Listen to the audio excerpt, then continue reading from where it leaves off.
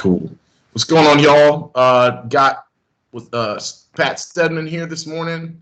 We're basically going to be talking about relationships and relationship dynamics, maybe some social dynamics as well.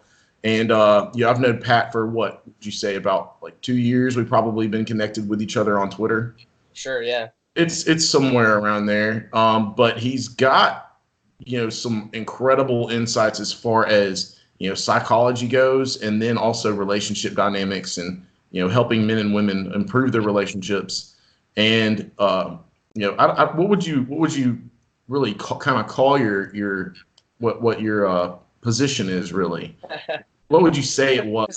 Third position. Yeah. Yeah.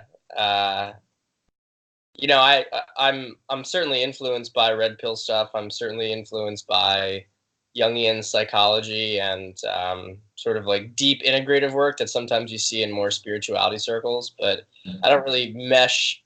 I'm not, I would say, in any of those tribes, so to speak.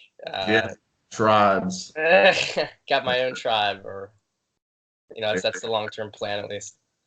Good deal. But I've heard, I have not subscribed yet. I've been meaning to, because I continually hear good things about your newsletter. I hear that it's just, some good shit, and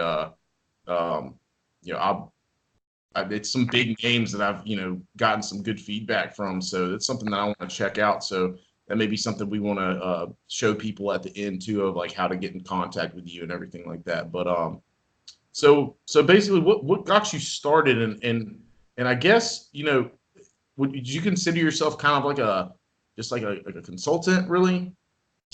I'd say a coach. Coach. Yeah, more of a coach. I work with guys in two different capacities. So when I'm working with guys in a much more like structured retainer sense, I would call that more coaching. But I also work with some guys if they have just sort of a one-off thing as more of a consultant. Yeah. So, but it's most of my clients I'm doing coaching stuff with, and I consider the spirit of what I do more coaching than consulting. Absolutely. So basically, like, what got you started in all this? Like, what was it that kind of ignited the interest to get into this field and whatnot, and kind of study what you've been studying and learn what you've learned over the last several years? Well, I think like many people who get involved with it, I wasn't very good with women. There is maybe we all go through that problem. I think a lot of guys do, although it's interesting, having now worked with a lot of guys who were quite good with women in their early years, but then I guess they're sort of transitioning maybe away from casual stuff, and they're feeling a bit empty, and they don't know how to establish any like sort of deeper connection with a woman. Yeah, so it's kind of interesting, because when you think about this stuff, so people will be like, oh, like you're like Hitch, you're like, oh, you just help guys get laid. It's like, well, not exactly. Like sometimes that's the case. Although I'm not necessarily oriented towards just like casual hookups, but it is interesting now though to have it with guys who have no problem sleeping with women, but they have a quality issue. They can't form like a real connection with a woman. So. But anyway, as for my own story, yeah, I mean, I didn't really know much about women. I was kind of like, I had a good group of friends, but I was kind of pulled into it because I had one really good friend, and while I had started to branch out a bit with others, like I didn't really feel like I had a lot of control over my social and certainly not my romantic life. I ended up, however, going out with this girl for on and off, I guess you could say, 4 years. We were really like together for 2.5 years. And she was my cousin's close friend, and she was a beautiful girl, and she really liked me.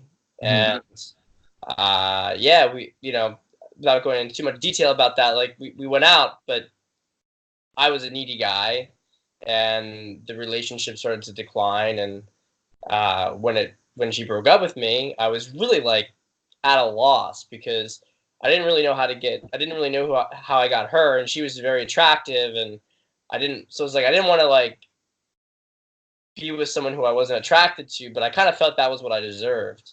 Yeah. And so I was just like in this limbo stage, and I remember a couple of months earlier, I was in was reading like the school newspaper, and some girl had reviewed this book called The Game, and she was like, "It's all bullshit." Like, Yep. yep, have you read it too? That was my first one too, man. Man, it so she was going off about like how like no girl would fall for this stuff. Like he's just like such an asshole. And I remember reading it. I was telling my girlfriend at this point, but I remember reading it and thinking like, well, she's so angry, there must be some truth to it. And just kind of laughing.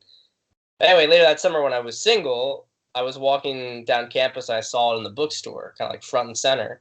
I kind of did like a double take. I was like, well, you know what? Like, screw it. Let me just get it. See what's going on with it. And the reason why the book was so important was not necessarily because of like all like the pickup stuff, but it was that I had in my mind this belief that who I was who I was, and there was nothing I could do to change it. And I was just kind of stuck having to deal with what I had and how I was acting.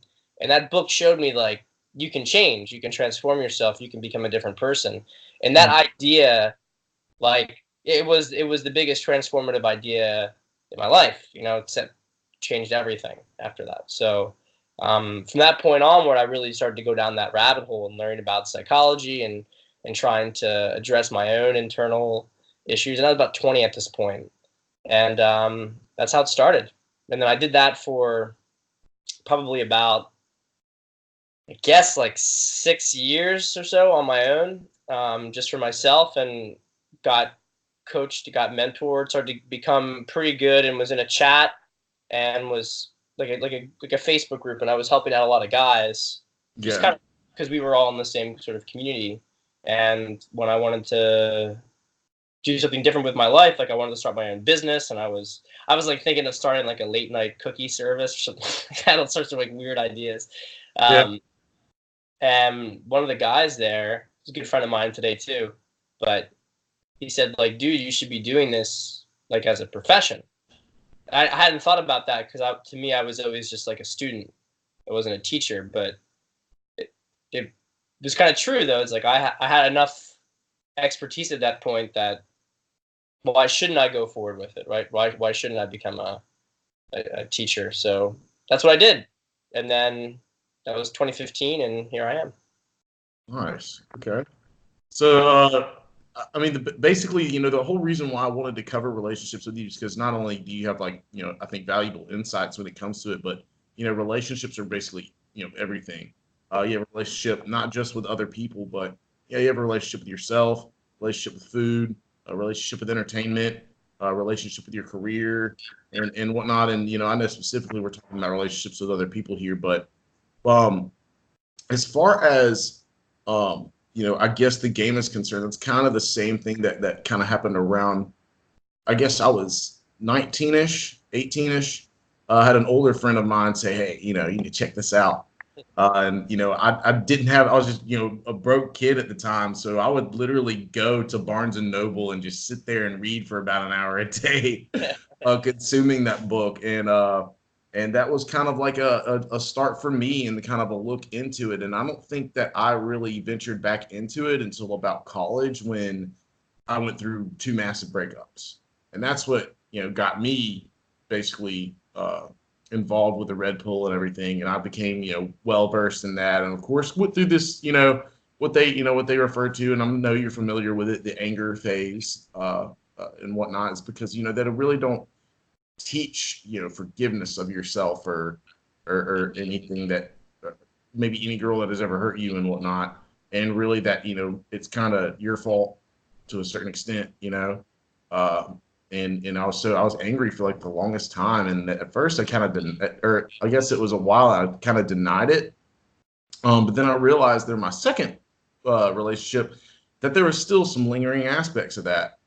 And so I guess from that standpoint, where would you say could be, I guess, where could be the most improvement made in that aspect? Because I think that a lot of guys go through the same thing where they they aren't, they don't, I guess, consider themselves as being in the anger phase, but they are, and they're maybe kind of in denial about it. Deep work for me would be the the answer to that. Certainly what I do a lot with clients, and it's what's transformed me. It's what you're a trainer. I think what a lot of people do when it comes to relationships is, they don't know how to train properly, right? So they injure themselves, but then they don't do anything to kind of really recover. They just try to work around the injury, and that can be okay. To keep working out, maybe, right? Maybe there's some argument for that in the short term, but long term, like not addressing injuries, like you just kind of get scar tissue and things get knotted up, and your range of emotions, so to speak, closes up, starts to become very difficult to have a good relationship with someone. And so what a lot of people do, and this is my perspective on, if not some of the ideas behind the red pill, certainly the philosophy that underpins it is really just like, these are all injured people who are trying to do compensation methods. They're not really opening themselves up to love on a profound level. It's all ways to protect themselves, basically. Yeah, I could see that. Maybe even from my own perspective, it's just because when I first found it, I don't know what it was. I was just scouring the internet and just so happened to fall. I think it was already involved on. I guess it was an article that maybe had pointed me to it and whatnot. I'm not going to say that the content there wasn't helpful. It absolutely was to a certain extent, but I think that it requires the right perspective in order to implement those things correctly in your life for them to be beneficial to you. I think, there's nothing wrong, of course, with, lift. That was one of their big things. And that's kind of what got me back into the gym was, hey, man, you need to start lifting again. And I was like, okay, you're right. And I see the benefit in that now because I know what it's done for me. And I'm a big proponent of it as well. But there are certain things, I guess, I'm just not big on the whole like negging thing and stuff like that they talk about. It's like, okay, well, if I got to do all that and play these games and stuff, I don't want to deal with a girl, you know? Yeah, I think that, so this, to start off first, I mean, the fundamental stuff, like get yourself in shape, lead yourself, right? Mm-hmm. Have a purpose, go after that. That's all fundamental stuff that, like, it seems so simple, but yet how often do you see that stuff in mainstream dating advice? I mean, it's kind of like, to the extent that it's even mentioned, it's like really whitewashed. Yeah. Or like, share your emotions kind of stuff, which I'm not actually necessarily opposed to, but it's really done completely incorrectly. Correctly. Yeah, yeah. The way it's pushed in the mainstream just makes men, to use the meme term, soy, right? It just really fucks guys up. So that fundamental stuff, that's all good, but I always look at like, well, what does it come in with, right? And I think that the problem that the red pill didn't address, because it is actually a very broad group, and there's a lot of guys who went on the red pill, they benefited from it, and it's fine, because those guys, well, they didn't have like this sort of hateful orientation towards women or towards, they weren't like falling into fear so much. They were like, okay, I'm going to use this information, I'm going to improve my life. They had the right mindset, and they took that information and they applied it through their correct mindset. But there was a lot of guys, and I would say a majority, an increasing majority too, because I think that the good guys with the good mindset are starting to defect from it or not want to be associated with it. Yeah. But yeah, right. But the guys with the really crappy mindset, one that's based on fear, one that's based on being a victim, they to me, and I think some of the leaders in the community had that mindset, and or at least encouraged it, because it gave them more power over these men to basically direct their thinking. That wasn't dealt with, and that to me was the reason that I started to have my beef with it, because to me that orientation is everything. That orientation is more important than even the content of what they were teaching guys. Yeah. And if you don't fix those guys' orientation, then you're never going to give them a good life. And I can see it, because a lot of these guys, I'm very good at reading people. I know a lot of these people are just miserable fucking individuals who in real life like couldn't look you in the eye, but have all sorts of they're just like in their own little mental prison. Uh-huh. So, I think there was maybe a bit of a digression there from your initial comment. What was I? You mean I think I meant to say like you asked something or you mentioned something and I kind of went a little bit on a tangent and then oh, it was the whole like negging thing and kind of like what are we doing to kind of like I guess strategize our way into, which there's no problem with it and whatnot. It's just I just see it as just being kind of playing games on that aspect of it. But then there are also like ideas like hey, don't get married and hey, spin plates, which to each his own. That doesn't bother me one bit. But it's like, okay, how do we navigate that and kind of define where an individual, specific individual, would want to go? yeah. That's another issue with it as well, because you get everybody throwing in their 2 cents at everything, and there are conflicting ideas inside the red pill as well. So it's like, how do you navigate that? Yeah, well, let's talk about negging from like a tactical standpoint, right? Mm-hmm. One thing that I wish that there was more nuance and more context to these different things, because what works in one situation isn't going to work so well in another. So, Right. A guy like you, Matt, like good looking guy, really good shape, right? Got his life together.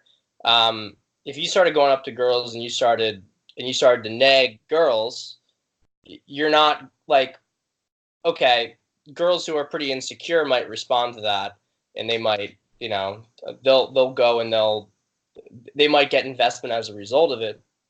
But a girl who's pretty secure in herself, she's going to be like, kind of fuck off, right? Exactly. Yeah. She's not going to really like that. The purpose of a neg has a place if let's say you weren't in really good shape. You're like the before and after picture, right? That we Yeah. see. Yeah. We're the before Matt picture, right? And you went up to a really Yeah. attractive girl. You might have to neg her a little bit more because your pre-selection, your sort of pre-selection being like look status, wealth, etc., perceived wealth, that all impacts how the girl is going to respond to you. And so the purpose of a neg is to level the playing field. But the ideal is that you don't want to have to neg too much. Like if you're a good looking guy, you got your life together, and you talk to a pretty girl, like you shouldn't have to do that. I mean, obviously you want to tease and push a little bit, but Exactly. Just as fun. you can compliment. Like you can compliment quite a bit with a girl like that because your value is high. If your perceived value isn't as high, then you have to be very cautious with compliments in the beginning because you have to kind of shock her perception, and that's the purpose of a neg, tactically speaking. Now, from a macro perspective, though, a lot of the fundamental stuff in the red pill about building up your life and kind of keeping your biological attraction high, that's important because that obviously there's a visceral reaction that all women have towards that. But stuff like kind of overt ways of making a girl feel like lower than you on like a strategic big perspective, that is only going to pull in girls who have like anxious attachment issues. Right. And so a huge amount of the dread game and all the stuff that the red pill preaches is really about getting girls who have anxious attachment issues and who have some self-esteem issues. Like, here's how you control them. Whereas in the past, like, you had anxious attachment and these girls would fuck over you. That's So really, like, most of it is like, I tweeted this out the other day. I'm going to expand upon it because I don't think that a lot of people are familiar with these terms, but a lot of the blue pill guys are anxious attachment, and then they move to red pill, which is avoidant attachment, which is just like ends of the spectrum. It's kind of like if you look at it like it's a pyramid, they're both on the low level. They're just different ways of dealing with the same problem, like, which is one of the things like I keep seeing over and over again. I see it over and over again with clients. It's like the fundamental issue of need and not feeling like loved or anything is still there with these guys. They just cover it up. They say, I'm not going to let anybody get close to me now, Mm-hmm. and she's going to have to do these things for me if she wants to keep me. Now, look, I'm all about having standards and stuff, but like a secure attachment individual doesn't have to play all these games because they'll walk if they feel like they're being disrespected. They don't have to like set these standards or whatever. It's like they're gonna walk if they feel disrespected, but if they feel like they have a trusting relationship with someone, they're able to give quite a bit without Right. any sort of like keeping score or like checking to see if they're like being alpha in every fucking minute. Oh God, yeah, that's another aspect of it that I kind of got away from, and I more as I learned more and kind of educated myself on different like sexual energies, the masculine and the feminine. It made more sense to me to kind of put things in those terms rather than alpha beta, because basically what beta is a guy who has more feminine aspects about him than he does masculine, and then an alpha has much more masculine aspects about him than feminine. And it's a different combination of I guess different characteristics and whatnot of the two, but I feel like that's a better way to kind of explain it, because women tend to be more naturally feminine. It comes more natural to them. Men kind of have to earn their masculinity, and so it's a lot more difficult when you have these guys out here nowadays, I guess, that aren't really doing anything to earn it, but then kind of expecting to just be attractive, or some. I guess there's some type of misunderstanding or misconception there, but um, you throw in these terms like alpha and beta, and I don't know. I just think they've been overused and kind of misused, really. What is your opinion on that? And as far as like those two terms as well? I mean, I love that you said that. I actually hadn't even really thought of it in those terms before. I mean, I always kind of looked at it like alpha. They always try to call alpha like desire traits and beta comfort traits, and that if you're providing comfort traits, that's beta. It was always like kind of like a fucking stupid way of looking at things, because a man who's like leading his family is going to have large amounts of comfort traits. Like if you're going to be a patriarch, like it's like, oh, beta bucks. It's like, okay, so like the alpha is some fucking degenerate loser who's plays in an amateur rock band and can barely pay his rent, but he fucks hot girls, so he's alpha. Whereas the guy who's got like 5 kids and you know He's not. Yeah, that doesn't make sense to me either. he's maybe got some alpha stuff, but he's got a lot of beta in him. Like just it's kind of like a dumb way of thinking about the world. And I like what you're saying better. I think that what people really feel when they say like this guy's beta is that they feel like Weak. he's weak. Exactly, he's weak versus strong. And I think that's probably the better way to look at it, because I mean, also the idea of like calling yourself an alpha Yeah. is just kind of sub communication isn't so great on that. Uh, No. And that's the thing is like yeah, no one is gonna want to tout themselves around as an alpha, so to say, because there's I don't know, you're gonna just look like a jackass. But I just from my perspective, and I guess I kind of more got along and around to this kind of perspective last year of balancing the masculine and feminine, because and I've talked with Taylor, Dr. Taylor Burrows, about this as well. And she tends to agree. I mean, it's more of like a kind of like an 80-20, maybe, I don't know, 70-30, some type of balance there, where it's like, okay, men need a certain amount of feminine aspects, no doubt, but the majority of them, of the aspects and characteristics that they do have, need to be masculine. And it's the same for women, because the thing is, and I want to mention this, because a lot of people say that, like, alpha is that type that you kind of described and whatnot, and maybe that's someone who lacks the certain amount of feminine qualities that they do need, because men do need certain feminine qualities. And then also, but you have, like, women who can't be 100% feminine either, because they basically would just die. But yeah, we don't really have that issue today. We have the opposite of that, where they have more masculine tendencies, and then men have an I guess, too much, feminine qualities about them and whatnot. But someone that we would describe kind of as the alpha type is someone who has more towards the extreme of masculine uh, characteristics. And what you mentioned as well is it takes a lot more strength than being able to be in a rock band and sleep with like tons of girls and whatnot. Than I mean opposite, being a family man and raising a family takes a lot more strength than to be in a rock band and sleep with a ton of chicks like that. So you can argue both of those as well, and not maybe necessarily from the alpha beta perspective, but from the masculine feminine perspective as well, because you have to be have dominion over yourself, and I think the family man would be the one who had a lot more dominion over himself than the rock band guy.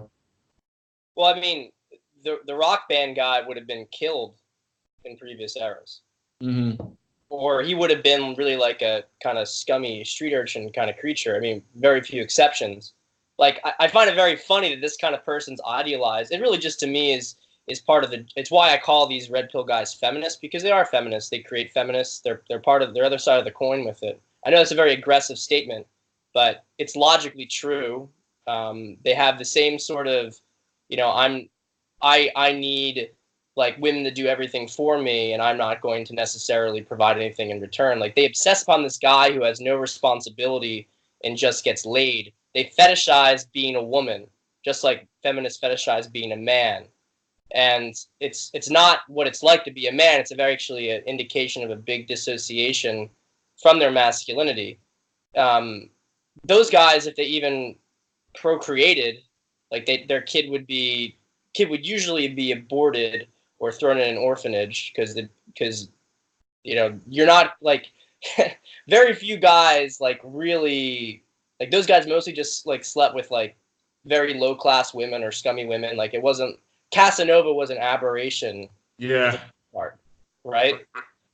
Like, if you wanted, and that's kind of one of the things I find is like a real dissociation. Like, how is there anything alpha about like not really passing on your genes? Like, people would talk about like these guys, like, they spread it through. It's all just like bunk evolutionary psychology. And even evolutionary psychologists like Jeffrey Miller, people who like a lot of the red pill work is based on. I mean, they're like, this stuff is like dog shit.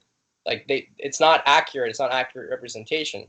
So I don't really take any of it seriously. To me, they're just very childish, and that's why. Like, I understand that you have like the kind of feminist man up stuff, and it's like a trigger word for guys to hear that, responsibility without getting anything. But like, the answer is never like, don't take any responsibility.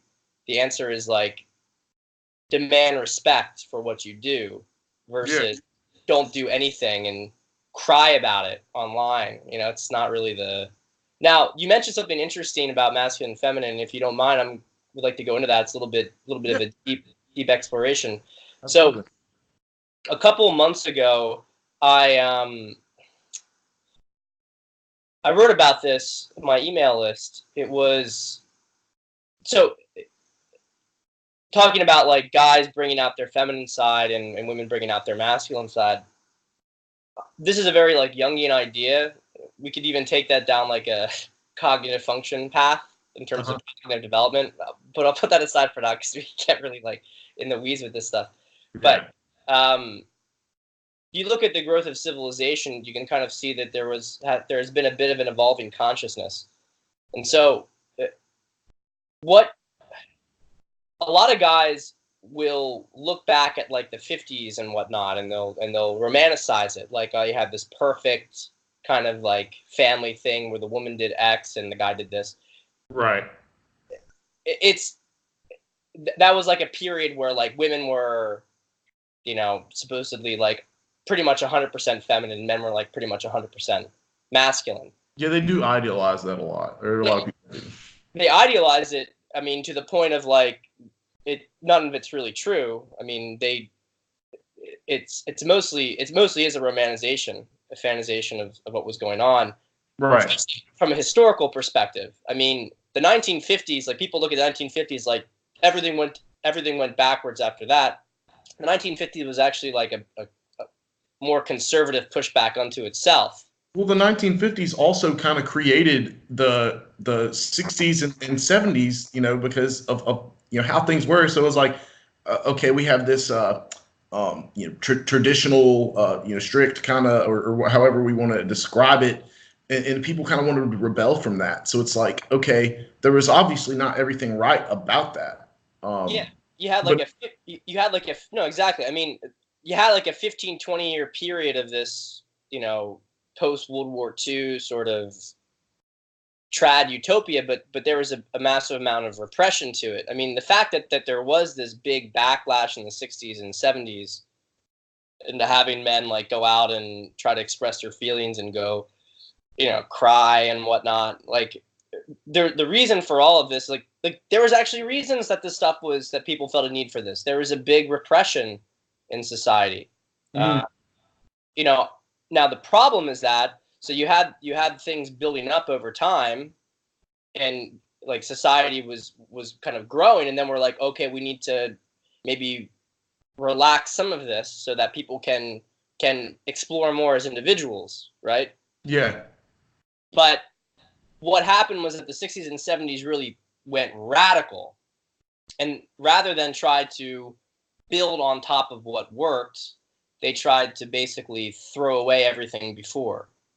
And yeah, and so it's kind of like they gutted the bottom floors of this like building that we were building a society, and now we can feel it because now like the building's unstable, everything's starting to collapse. yeah. It was a rebellion basically. I Yeah, mean, yeah. And they didn't, then they started to become like they became like radical and ideological to the point where like they now are denying like basic aspects of gender.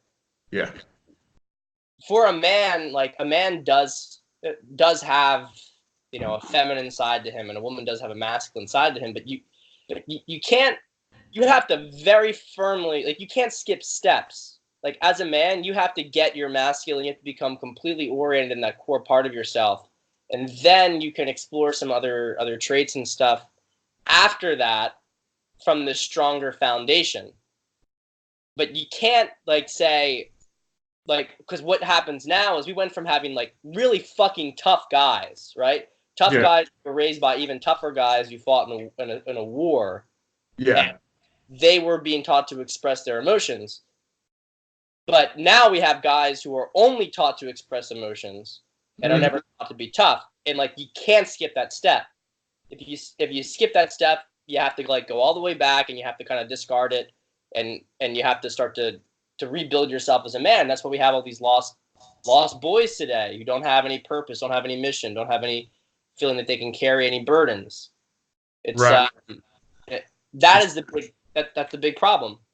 And women have the same thing, right? Women have been told to be tough, be a tough girl. It's like a woman can develop that resilience, but she has to develop her softness first. Oh, absolutely. But I think that it comes more naturally to them because I think that we're born with more feminine aspects, and not I had a lot of people kind of argue with me earlier this year when I had that controversial tweet about women being I guess or no innocence being a feminine quality. Well, the thing is, if we're born more in like a feminine aspect and masculinity has to be earned, you know, it only makes sense that we do have that amount of innocence with us. And of course, we lose a certain amount as we get older and whatnot. But, the thing is, yeah, I guess men kind of, we idolize, I guess, kind of like that innocent aspect of women and that feminine quality of women. And, not only that, but you have, I guess, if a ship is sinking, who's going first? The innocent, the women and children.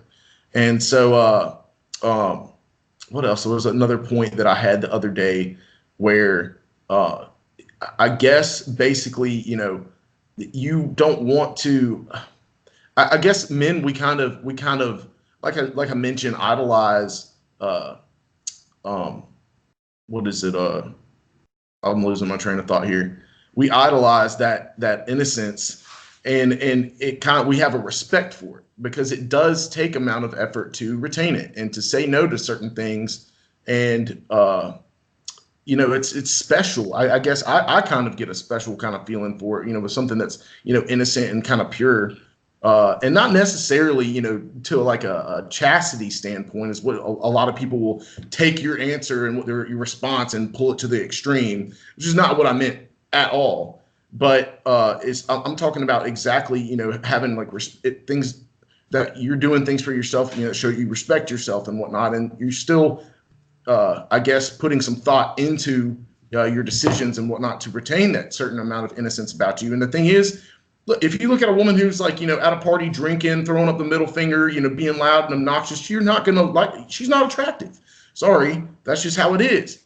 But you have a girl who's like sweet and, like I said, innocent, graceful, elegant, and whatnot. She's gonna be, guys are gonna do more to try to get that girl than the other girl that I mentioned. So it only makes sense to me, especially like, when you have, boys who don't really, I guess, before puberty strikes and whatnot, that are, have there's certain like feminine aspects about them. And then they develop more masculine aspects as they get older. Does that make any sense? Yeah. I mean, I think that when boys would hit around 10 or maybe puberty, maybe 12, 13, they would traditionally be pulled away from their mothers, Yeah. and spend more time with their fathers. And they learn how to be men from that. So much of the problems today are not even necessarily directly about cultural programming, although everything comes downstream of that, but about the destruction of the family. A woman who is raised by a girl who's raised by a single mother is going to lose her innocence very quickly, because she has to face the world in much more harsh terms, and she doesn't feel like she has the protection of a father. Yeah. In the past, a father would protect his daughter from the harshness of the world until he could give her away to another guy who would take that role for him. Exactly. That's why when a father would die, it was like a big thing for, an uncle or a brother would have to like give her away. Like another male figure in the family would sort of take up the custodian role of that woman to protect her. And the reason for that is that the harshness of the world changes women. It affects their femininity. It's tough for a woman over time to have certainly at least the more like innocent, youthful femininity, because there's different flavors to femininity, but that one gets very much affected by the trials of the world. Now, I think people misconstrue this stuff, like, oh, women can't handle like the real world. I actually think that women are better at dealing with shit than men on a certain level. I mean, and the couch that, like, a woman who has children will do anything to survive and to protect those children, right? Yeah. Most of the time. Most of the time, yeah. Well, I mean, you do see a little bit of that changing now, but that's programming stuff, right? That's on an instinctual level. Like, there is nothing for a woman like her children. Yeah. And women step up. Like, that's why there's the whole thing about like the single mother. Like, when I see families break apart, look, and I know guys get the rough end of the stick on it, but a lot of guys in these, divorce situations, like, they really are bums. Like, they don't do shit.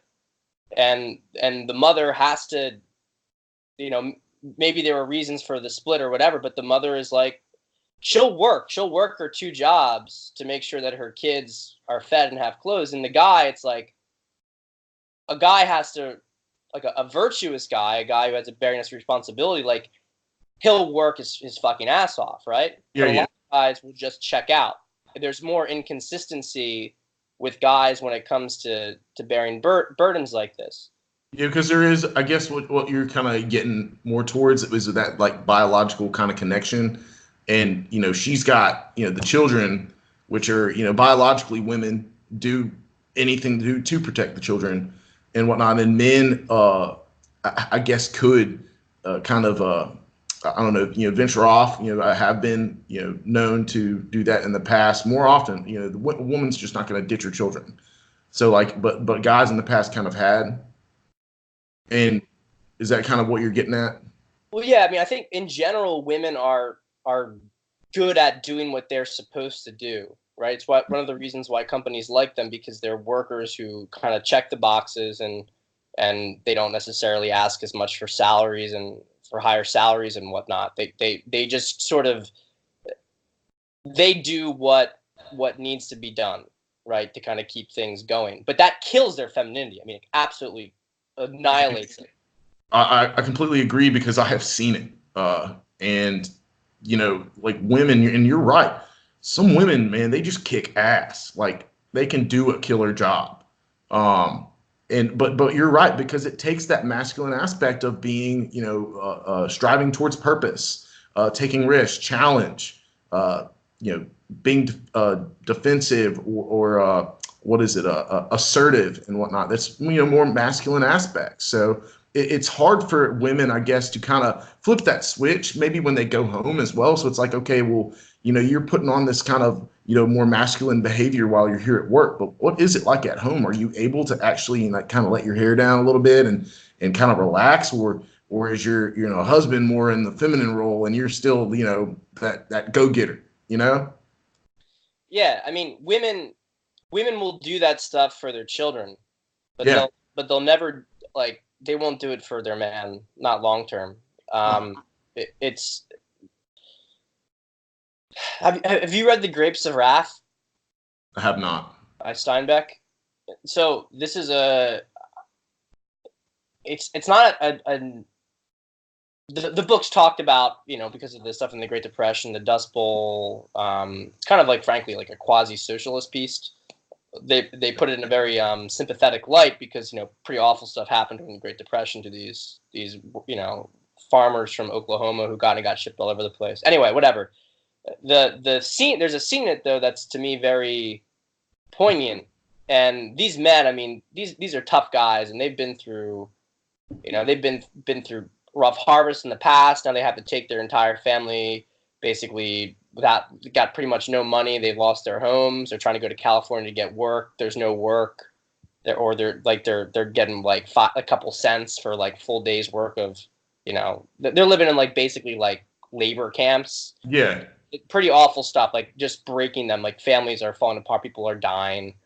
And there's a certain point in it where like the men actually just like it finally broke them.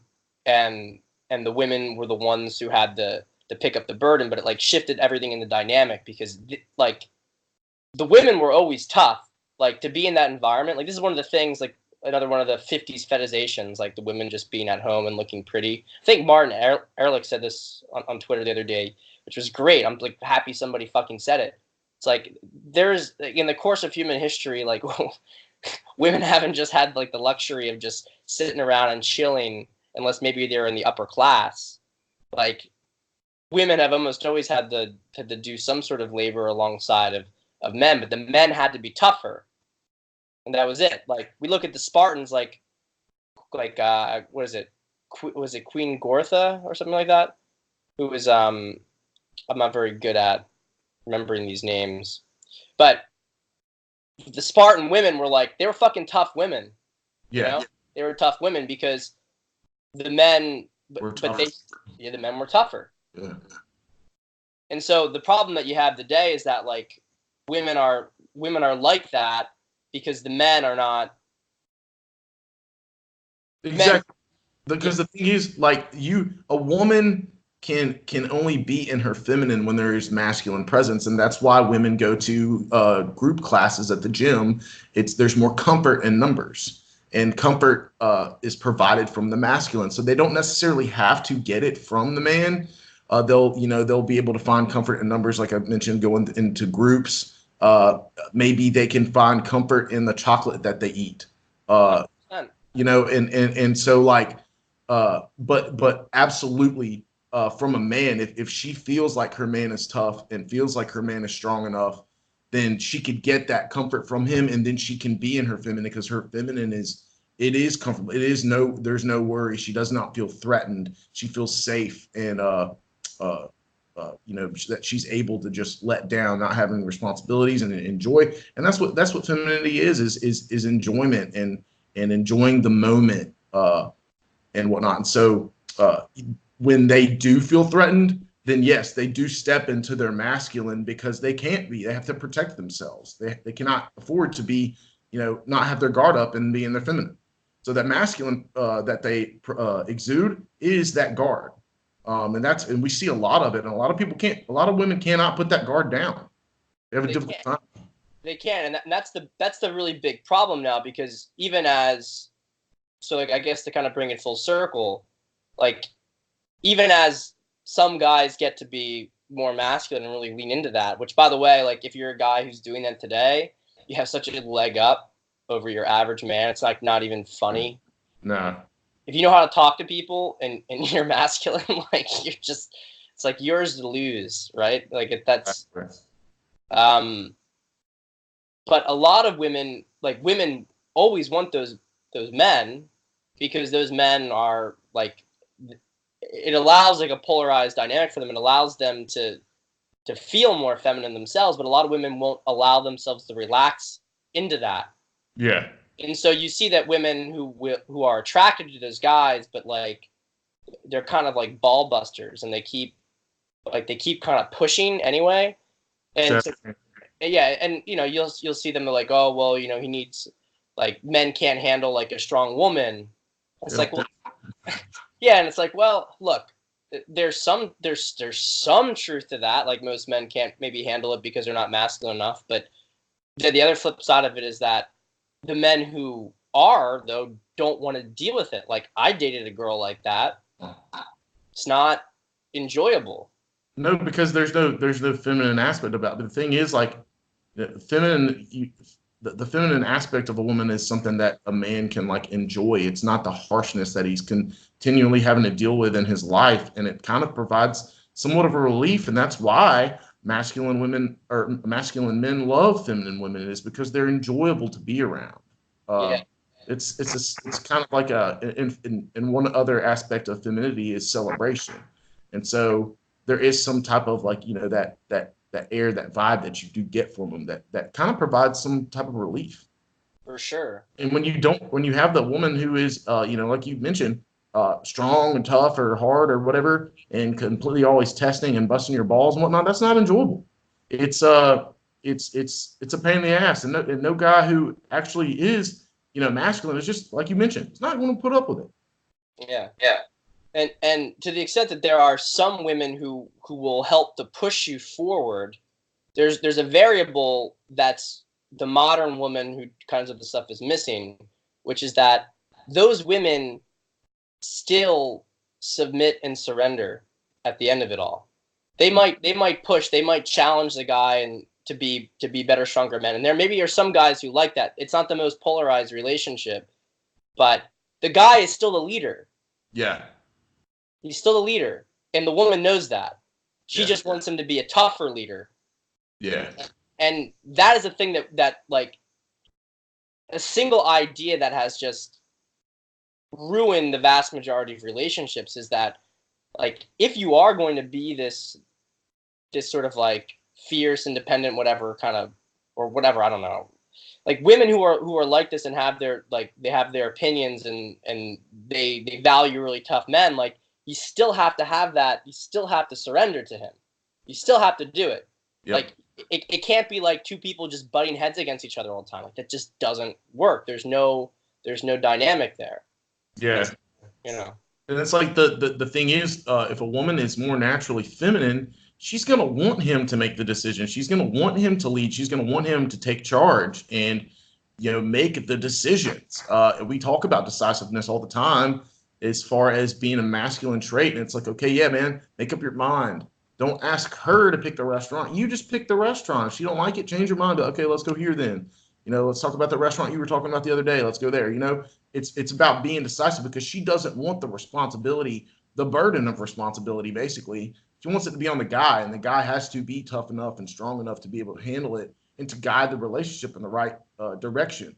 But I think women more do along the lines of that whole, I guess what they call it, like the first mate or captain, Captain first mate. yeah, captain first mate aspect, which I actually, I think that's a great um, comparison. But it's dropping hints and of kind of like, hey, where are we wanting this to go, and I would like to, for this to happen. That's where men kind of, I think, fail. at really being able to read that and kind of see what's going on. And I think most of the problems that men have kind of, I guess, grow out of that. She was dropping hints for 3 months now, and you missed it. And now y'all are breaking up or something like that. She's pulling away from you, because God doesn't really he doesn't make a decision based off no information, but women are always communicating with you. It's just not always verbal. Right. But it's the thing that's kind of a feminine aspect as well. And I think also what we were talking about earlier is guys having the masculine and feminine aspects, that kind of balance of themselves. I think that is one kind of like feminine thing, where you are paying attention to detail. That is a feminine aspect, and feminine characteristic is detail orientation. And when you miss those little hints you're dropping, it's because you have not developed that side of you. And so, because the thing is, if you take a girl out, she's going to remember everything on the day. She's going to remember the shoes that you wore. She's going to remember what you ordered. She'll remember the music that was playing in the background. It's like women can get real good at that, real detail about that. And men are not the same thing. We just kind of, oh yeah, we went to go eat, and that was it, And so like, it's I guess kind of become like an issue, I guess, from development on both of those standpoints for men and women. But of course, like you mentioned, the entire leadership, she's not going to test him if he's kicking ass. You know what I mean? But if she is, and he like we mentioned before, he's just not going to want to deal with it. Yeah, constant tests can get really wearing, and I think that women who do it excessively. I mean, I think that women always will test you to a degree. They'll test you less if your reputation is and your track record is pretty strong. Yeah. But I think it's part of the nature of the feminine. Like the feminine is moods. Like the way to look at it is kind of like the feminine's like an ocean. The masculine, the boat has a point. It's going to the feminine is, I'm stealing this from this metaphor from David Data, The Way of the Superior Man, great book. I read it like every 2 years again. I do too. That's an incredible book. Yeah. So you remember like when he talks about women being like weather patterns. Yep. I mean, it's so accurate that like it's going to be stormy, and then the conditions for that storm will change, and then you just gotta, you just gotta learn to deal with it and learn to enjoy it, really. And it can be, it really can be enjoyable. I think women who have like a very bitterness to them, they don't allow themselves to shift through their moods as easily. They cling on to negative moods. But I think that the vast, like, feminine women, they're going to oscillate from mood to mood, and kind of your it's your expertise is being able to navigate and sort of enjoy that. Absolutely. And this is kind of it's something that I've like kind of kept in the back of my mind, and I've yet to kind of really express to anybody in the last year. And I've kind of put I put some thought into it and whatnot, and I kind of want to get your opinion on it. So we have certain masculine and feminine aspects. All right. So the first things first, I know you may have seen me say this over the last 2 years and whatnot. When it comes to nature, opposites attract, and when it comes to nurture, like attracts like. So we have nature. You have when it comes to electricity, you have the positive and negative charge. Magnetism. You have the North Pole and the South Pole. I guess. Frequencies are going to attract each other. When it goes from a higher frequency, it's going to come back down to a lower frequency. And then, of course, you have your masculine and feminine dynamics. And then when it comes to like, of course, it's more of like a compatibility aspect of it is, hey, do we enjoy the same music? Do we enjoy going to the same events? Do we hang around some of the same people? So on and so forth. And so basically what I've kind of explored or kind of pondered on for a little while is that you don't have just masculine and feminine aspects, and we talked about this earlier, of just people. There's masculine and feminine around us everywhere. There's masculine and feminine energy everywhere. And so it kind of got me thinking, okay, so what is it that we can kind of label as masculine and feminine from what is around us and whatnot?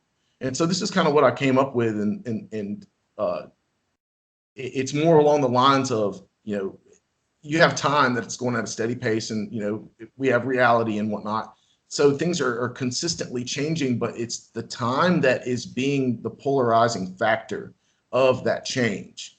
And so we hear about, we call time father time.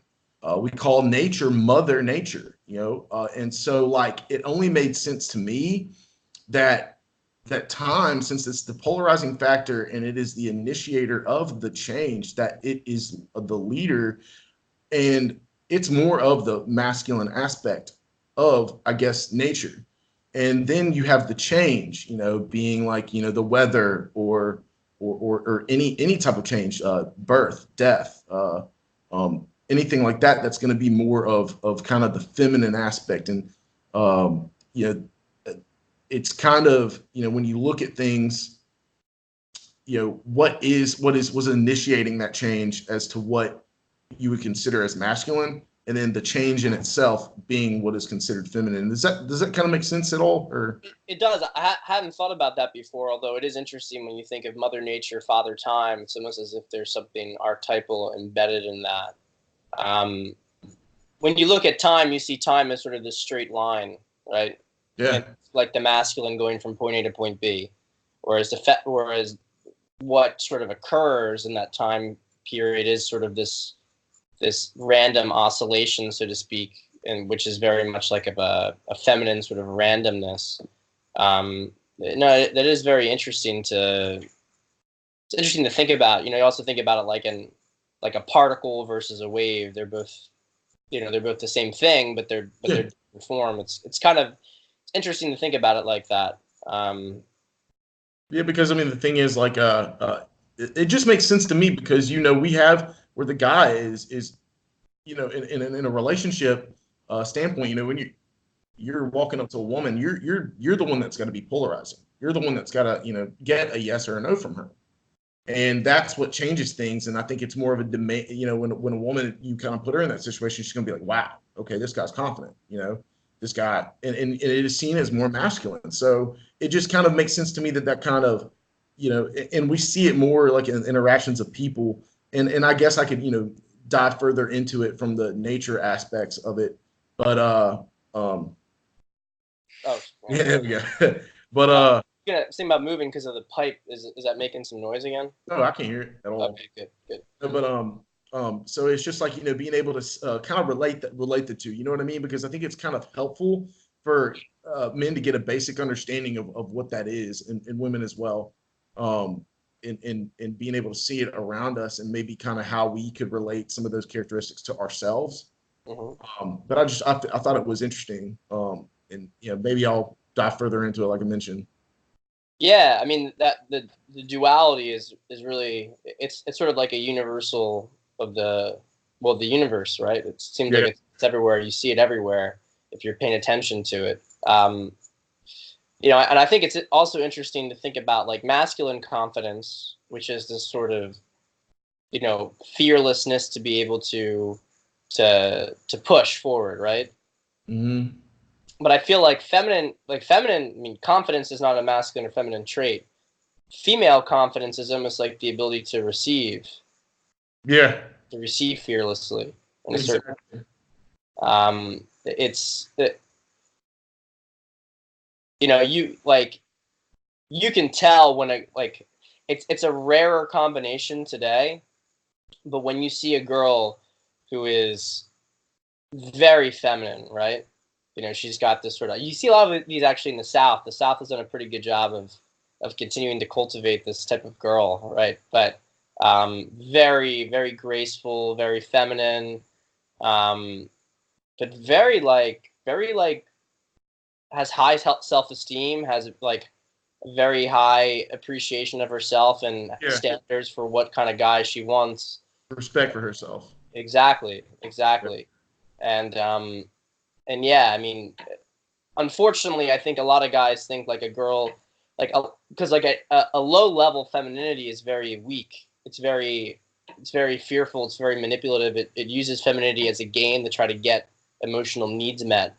Mhm. Um, Like I mentioned before, though, women do need a certain amount of masculine traits, and I think that may be some of that confidence factor, and they get it. I think they get it from their father, um, which I've I've kind of looked into in the past as well, and just anecdotally been able to see it, myself through other women, and it's like, okay, she's very feminine, and she's very elegant, has all those great feminine traits about her, and does exude that amount of confidence about herself, but it just so happens that her father is a prominent presence in her life, so I think that has a lot to do with it.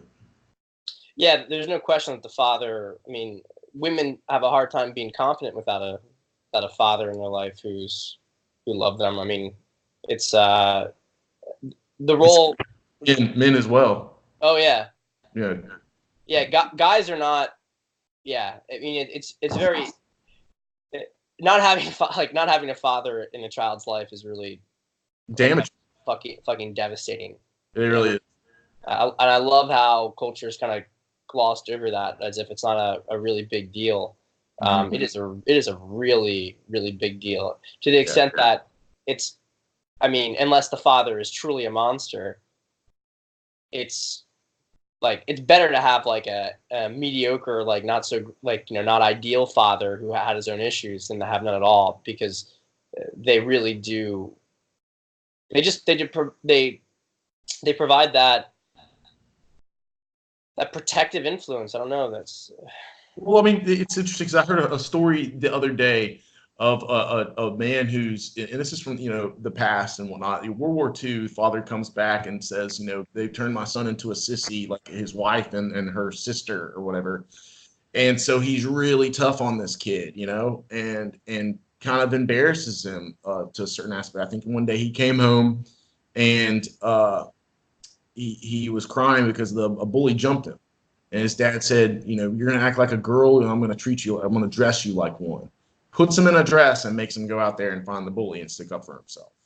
And, not by any means a great fatherly figure at all. I mean, but the thing is, it comes down to like years, maybe even decades, where he came to the realization that okay, it's not that my father didn't love me, it's that it was the only love that he knew himself, and because it was the only love that he knew himself, it was the only one he knew how to give. yeah. And at that point, he was able to forgive his father and actually take it from okay, because the guy wound up being extremely successful. Mm-hmm. Um, but he wound up being more thankful for that, and it's like it's not to just mention the what we're getting at here, but it sucks that you can't realize it during that time, but it's something that just it has to happen.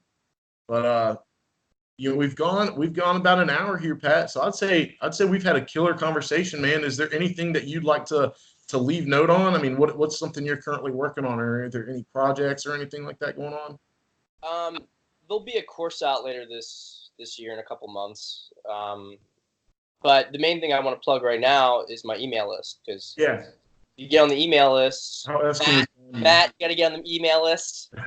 we'll get on it. I will get on it. It's